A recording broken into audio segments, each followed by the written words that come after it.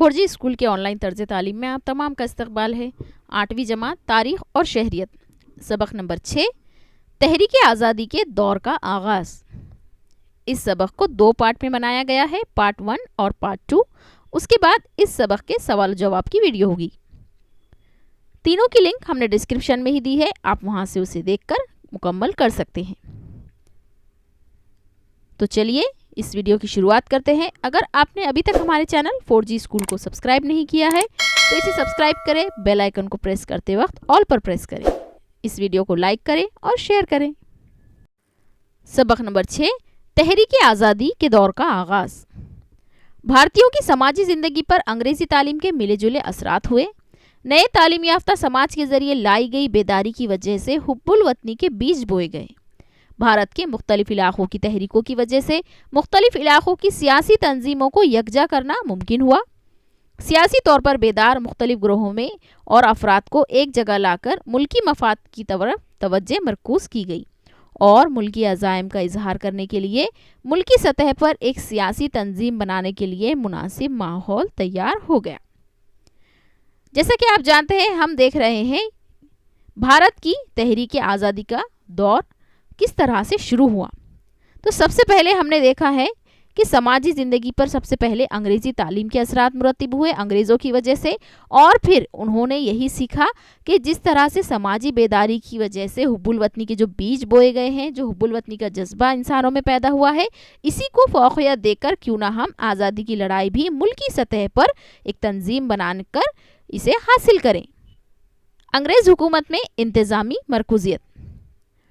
انگریز حکومت کی وجہ سے بھارت میں حقیقی معنوں میں مرکوزیت کا آغاز ہوا۔ ملک میں یکساں پالیسی اور قانون کی نظر میں مساوی درجے کی وجہ سے لوگوں میں یکجہتی کا جذبہ پروان چڑھا۔ انگریزوں نے اپنی انتظامی سہولتوں اور فوج کی تیز رفتار نقل و حرکت کے لیے ریل کے راستوں اور سڑکوں کا جال بچھایا، لیکن ان بنیادی سہولیات کا فائدہ بھارتیوں کو بھی ہوا۔ مختلف ریاستوں کے باشندوں میں باہمی روابط میں اضافہ ہوا اور قومی اتحاد کے جذبے کو فروغ حاصل ہوا۔ انگریزوں نے چونکہ ہندوستان میں ریل کا آغاز کیا، انہوں نے اپنی سہولت کے لیے اسے بنایا، لیکن اس کا فائدہ کہیں نہ کہیں ہندوستانیوں کو بھی ہوا ہے، اور پھر ان میں باہمی روابط، آپس میں میل جول کو فروغ حاصل ہوا۔ معاشی استحصال۔ بھارتی دولت کئی ذرائع سے برطانیہ منتقل ہونے لگی۔ برطانیہ کی سامراجیت کی پالیسی کی وجہ سے بھارت کا معاشی استحصال ہونے لگا۔ کسانوں کو زبردستی نقدی فصلیں اگانے پر مجبور کرنے، لگان کے بوجھ اور مسلسل قحط سالی کی وجہ سے بھارتی زراعت کی کمر ٹوٹ گئی۔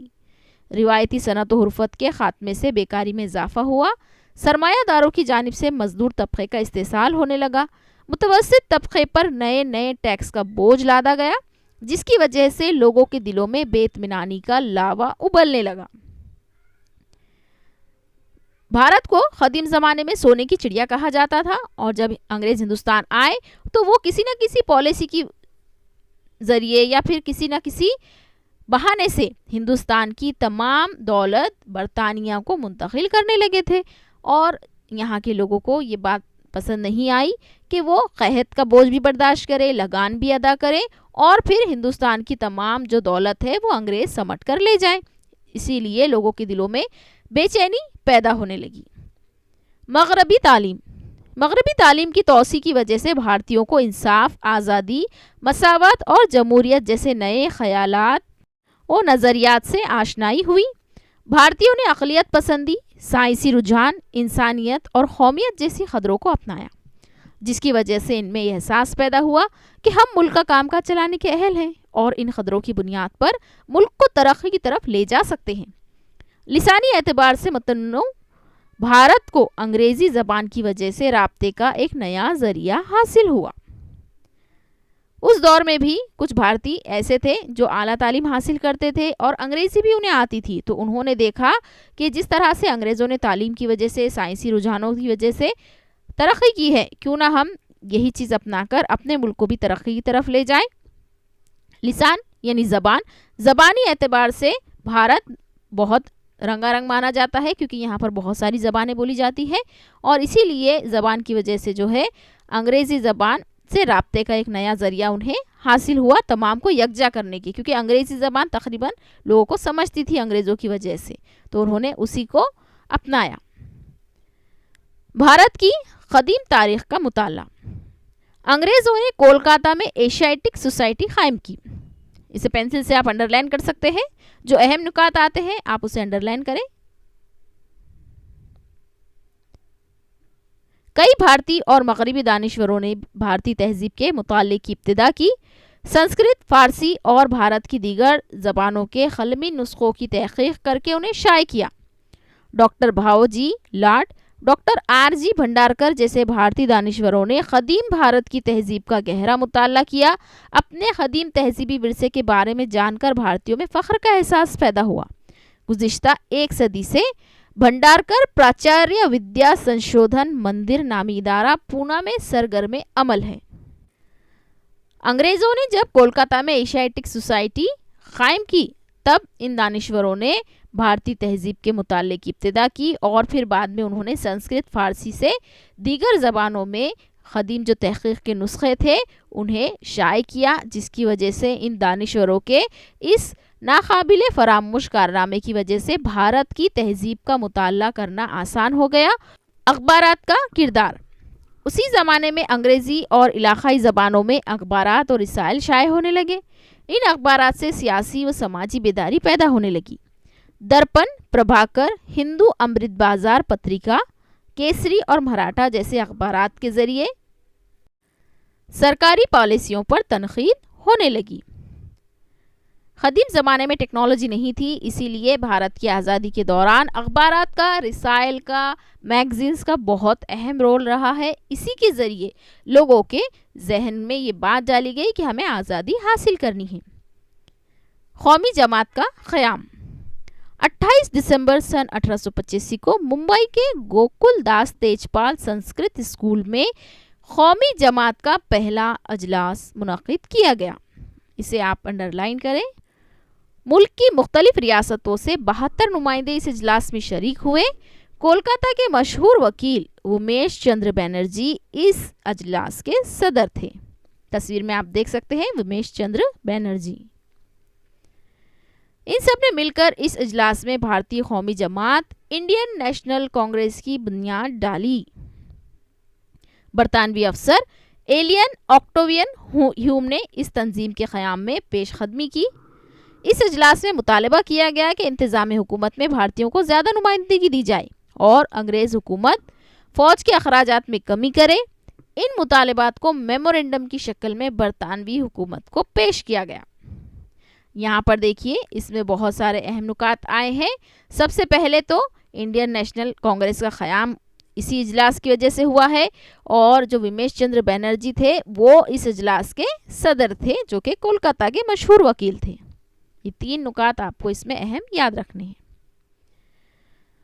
قومی جماعت انڈین نیشنل کانگریس کے مقاصد۔ اب ہم نے دیکھا کہ اس اجلاس میں انہوں نے انڈین نیشنل کانگریس کی بنیاد رکھ دی۔ اب ہم دیکھیں گے اس کے مقاصد کیا ہے، کیوں یہ کانگریس یا جماعت بنائی گئی جسے قومی جماعت کا نام دیا گیا۔ بھارت کے مختلف علاقوں کے لوگوں کو مذہب، نسل، زبان اور علاقائی تفریق بلا کر یکجا کرنا۔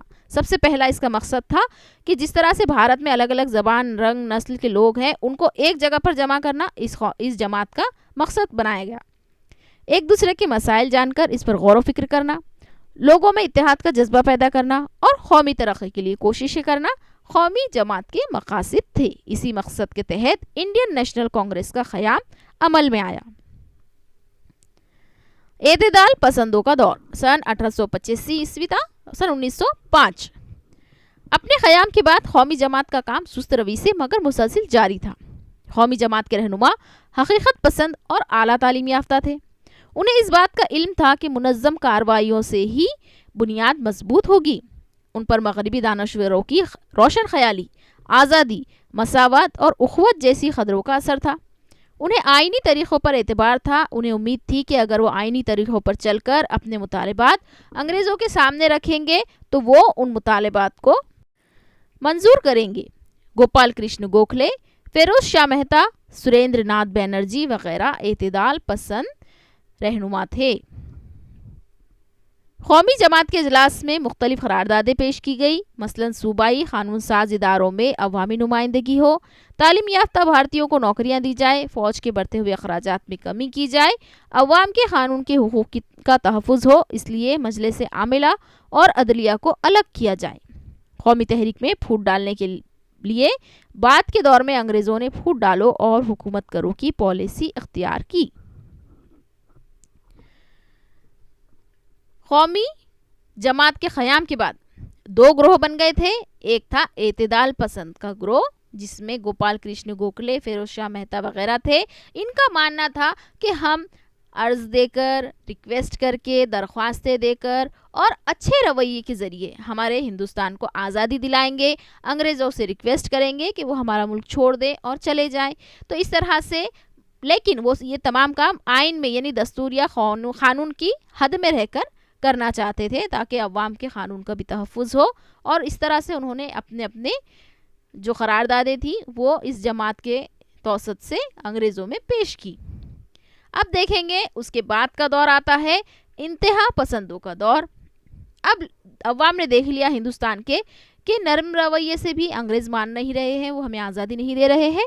تو دیکھیے آگے کیا ہوا۔ سیاسی نقطہ نظر سے بیدار بھارت کے تمام رہنما ذات، مذہب، زبان و نسل کا علاقے کا فرق بھلا کر قومی جماعت کے پرچم تلے یکجا ہو رہے تھے۔ قومی جماعت کے مقاصد اور آئینی طریقوں سے تحریک کو استحکام عطا کرنے پر ہم خیال ہونے کے باوجود ان کے طریقہ کار میں اختلاف تھا۔ یہ نظریاتی اختلاف تھا۔ جیسا کہ ہم نے کہا کہ دو گروہ بن گئے تھے، ایک اعتدال پسند اور ایک انتہا پسند۔ ان کے نظریات مختلف تھے۔ ایک گروہ چاہتا تھا کہ بغیر خون خرابے کے اور بغیر کسی کو تکلیف دیے ہوئے آزادی حاصل کی جائے، لیکن ایک گروہ ایسا تھا جس کے نظریاتی اختلاف تھا۔ وہ چاہتے تھے کہ اگر انگریزوں نے ہمیں آزادی نہیں دی تو ہمیں تحریک چھیڑنا پڑے گی، یعنی جنگ آزادی کا اعلان کرنا پڑے گا۔ سیاسی تحریک میں اس اختلاف کی وجہ سے دو اہم گروہ بن گئے۔ آزادی کے لیے امن یعنی آئین کا معتبر راستہ اختیار کرنے والوں کو اعتدال پسند نرم دل، اور جدوجہد کے طریقے میں شدت اختیار کرنے والوں کو انتہا پسند گرم دل کہا جاتا ہے۔ لالا لاجپت رائے، بال گنگادھر تلک اور بپن چندر پال، انہیں شارٹ میں لال بال پال کہا جاتا ہے۔ لال سے لالا لاجپت رائے، بال سے بال گنگادھر تلک اور بپن چندر پال کا پال انتہا پسندوں کے رہنما تھے۔ ابتدائی دور میں انتہا پسند رہنماؤں نے بھارتی عوام میں سیاسی بیداری لانے کے لیے اخبارات، قومی تہوار اور قومی تعلیم جیسے ذرائع کا استعمال کیا۔ کیسری اور مراٹھا اخبارات کے ذریعے لوک مانیہ تلک نے حکومت کے مظالم پر کڑی تنقید کی۔ جہاں پر بھی کیسری اور مراٹھا اخبار آئے گا تو آپ کو یہ ہمیشہ یاد رکھنا ہے کہ لوک مانیہ تلک نے یہ اخبارات نکالے ہیں، وہ اس کے روح روا تھے۔ بنگال کے علاقے میں امرت بازار پتریکا انتہا پسندوں کے نظریات کی ترجمانی کرنے والا اخبار تھا۔ آپسی بید بھاؤ کو بھول کر عوام متحد ہوں، قومی اشخاص کے کارناموں سے عوام میں تحریک پیدا ہو، اس مقصد کے تحت تلک نے شیو جینتی اور گنیش اتسو کا انعقاد کیا۔ اسی طرح لوک مانیہ تلک کے ساتھ ساتھ شیو جینتی اور گنیش اتسو بھی آپ کو یاد رکھنا ضروری ہے۔ ان کا خیال تھا کہ سیاسی وجوہات کی بنا پر عوام یکجا ہوں گے تو حکومت ان پر پابندی عائد کرے گی، مگر مذہبی وجوہات کی بنا پر لوگوں کے ایک جگہ آنے پر حکومت پابندی نہیں لگا سکتی۔ تلک نے منڈالے جیل میں گیتا رہسیہ نامی کتاب لکھی، اسے بھی انڈرلائن کریں آپ، جس کا مرکزی خیال اعمال پر مبنی عبادت اور عوام کے سرگرم عمل رہنے پر زور تھا۔ قدیم دور میں سیاسی یعنی کہ انگریز نہیں چاہتے تھے کہ لوگ ان کے خلاف کوئی نعرے بازی کرے یا ان کے خلاف عوام کے دلوں میں جذبہ بھڑکائے، اسی لیے ان کی جمع ہونے پر وہ پابندی عائد کر سکتے تھے۔ تو وہاں پر تلک نے شیو جینتی اور گنیش اتسو جیسے مذہبی تہواروں کے ذریعے لوگوں کو یکجا کیا اور پھر ان میں آزادی کے خیالات پروان چڑھائے۔ اپنی زبان اور تہذیب کے تئیں الفت اور عقیدت رکھنے والی نسل کی تیاری کے لیے انتہا پسندوں نے تعلیمی ادارے قائم کیے۔ انتہا پسند رہنماؤں کا خیال تھا کہ لاکھوں لوگ آزادی کی تحریک میں حصہ لے کر حکومت کو چیلنج کر کے جدوجہد کریں تبھی کامیابی حاصل ہوگی۔ ان کا خیال تھا کہ اس تحریک کو مزید تیز کیا جائے، لیکن مسلح بغاوت کی بجائے وسیع عوامی تحریک کے قیام پر زور دیا۔ اعتدال پسندوں نے تحریک آزادی کی بنیاد رکھی اور انتہا پسندوں نے اس تحریک کو آگے بڑھایا۔ سن 1897 میں پونا میں ہیضے کی وبا نے قہر برپا کر دیا تھا۔ سینکڑوں افراد موت کا شکار ہو گئے۔ اس وبا پر قابو پانے کے لیے رینڈ نامی افسر کو تعینات کیا گیا۔ ہیضے کے مریضوں کی تلاش میں گھروں کی تلاشی لی جانے لگی، عوام پر مظالم ڈھائے جانے لگے۔ اس بات کا بدلہ لینے کے لیے چاپیکر برادران نے اس کا قتل کر دیا۔ حکومت نے اس قتل کا تعلق تلک سے جوڑنے کی بہت کوشش کی مگر ناکام رہی۔ پھر بھی انتقامی جذبے کے تحت حکومت نے انہیں جیل میں ڈال دیا۔ تقسیم بنگال۔ انگریزوں نے ہندو مسلم کے درمیان نفرت کا بیج بو کر پھوٹ ڈالو اور حکومت کرو کی پالیسی پر عمل کرنے کا فیصلہ کیا۔ وائسرائے لارڈ کرزن نے اسے بڑھاوا دیا۔